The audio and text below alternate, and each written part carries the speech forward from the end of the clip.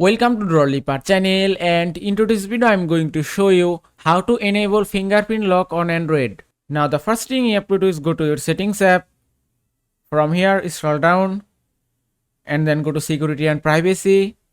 From here scroll down a bit and then go to biometrics, then tap on fingerprints and then draw your current pattern. Now from here to add fingerprint, tap on add fingerprint option. Now from here to add fingerprint, you have to place your finger on the fingerprint sensor and lift it up several times. Now just do it. And it's done. Then tap on done. Now you can see fingerprint has been added successfully. Now turn on this fingerprint unlock option to enable fingerprint lock.